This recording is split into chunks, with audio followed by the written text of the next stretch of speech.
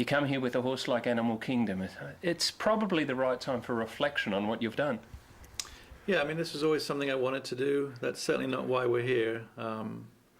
But it's, you know, I think being English, setting up training in America to come back and compete at this level with a horse of this caliber is really a dream come true.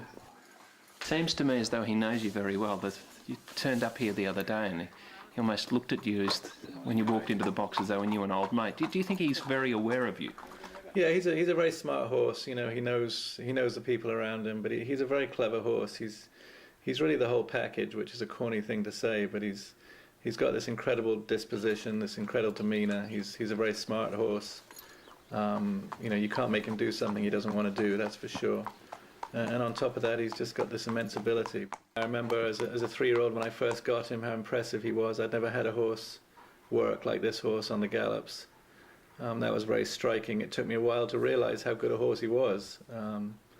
He kept outworking every horse I worked with, and I always thought, well, we just need to get another workmate. That one's not good enough. But it was actually just the horse was that good. So I think you wait a long time to have a horse like this, and everybody should have one, really. Are you comfortable if the world looks on at Graham Motion in years to come and you're judged on Animal Kingdom, a Kentucky Derby, Dubai World Cup and maybe an Ascot?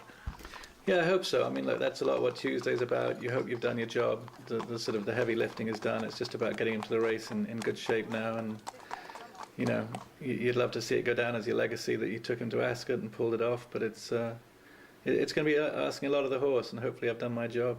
He's got to overcome the unknowns. You know, you've got the unknown of the turf condition. We think he'll handle soft turf. He handled it well in his workout.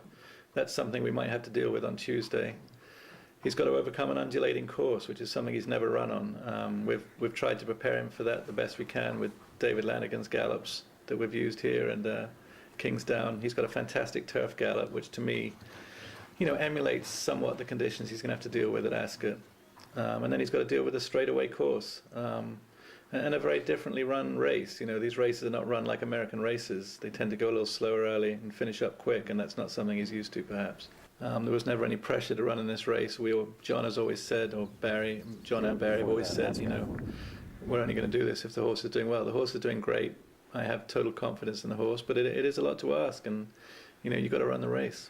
What about your peers when you told them what you're going to do? Did they call you crazy, or did they say on with it? Yeah, I mean, I'm sure a lot of people think we're a little crazy, but when you have a horse like this, you can do crazy things.